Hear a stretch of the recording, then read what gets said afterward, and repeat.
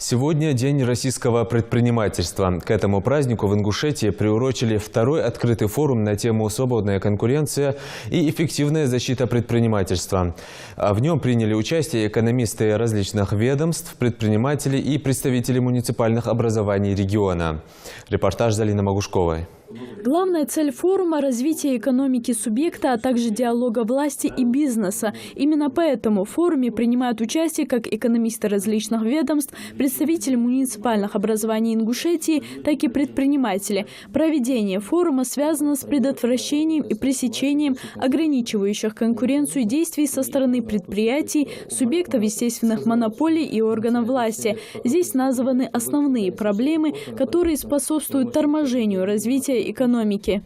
Слишком большое у нас участие государства в экономике. Если у нас монополия в экономике осуществляет государство, то есть если предприятие оно идет к банкротству, то за счет вливаний из бюджета оно выживает. Но опять же, это постоянный цикл, постоянное нанесение ущерба опять же бюджету.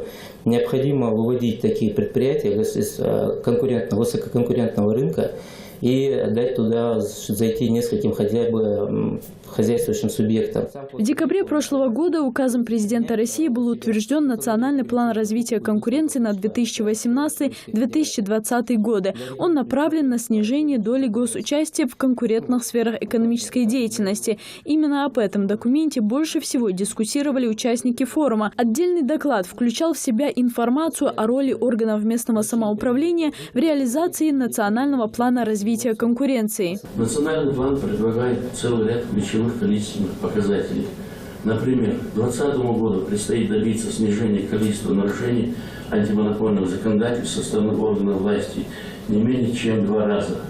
Увеличить не менее чем в 2 раза по сравнению с прошлым годом долю госзакупок, участниками которых являются только субъекты малого предпринимательства и социально ориентированные некоммерческие организации, а также обеспечить во всех отраслях экономики присутствие не менее 3 хозяйствующих субъектов, как минимум один из которых будет относиться к частному бизнесу.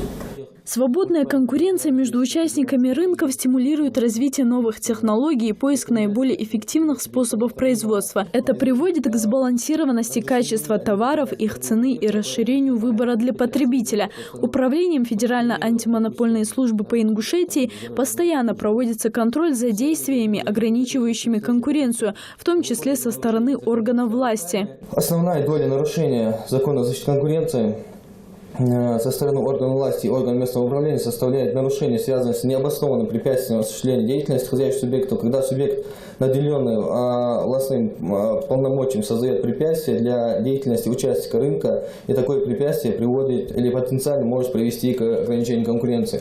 Также имеется практика, когда государственные органы власти и местного самоуправления создаются дискриминационные условия, под которыми понимаются условия доступа на рынок, условия производства, обмена, потребления, продажи, иной передачи, при которой хозяйственный субъект поставлен в невыгодные условия. Вот у нас организация, которая производит хлеб, и министерство издало приказ, где указали школам, чтобы они закупали только у этого хозяйственного субъекта. И мы возбудили дело, дали предписание, и данный акт был отменен. В завершении форума его участники заслушали доклад о мерах поддержки субъектов малого и среднего предпринимательства в государственных закупках. Он включает в себя прямые и косвенные меры, которые существуют много лет, и те, что введены совсем недавно. До 1 июля текущего года действует размер обеспечения 2%. Да? То есть если до 20 миллионов СМП, то размер обеспечения 2%. В общем размер 5%, то 2%. Конечно, это существенно помогает. Далее.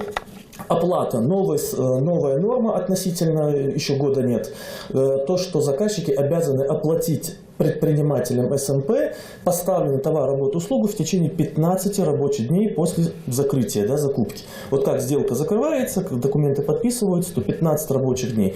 И есть штраф у заказчика, на заказчика, если он нарушает эту ответственность. УФАС России по Ингушетии также предложил внедрение сайта, который включал бы подробную информацию о предпринимателях. Открытый форум проводится 2-й год подряд. Он приурочен ко Дню российского предпринимательства, который справляется ежегодно 26 мая. Залина Магушкова, Майрбек Миржоев, Новости 24.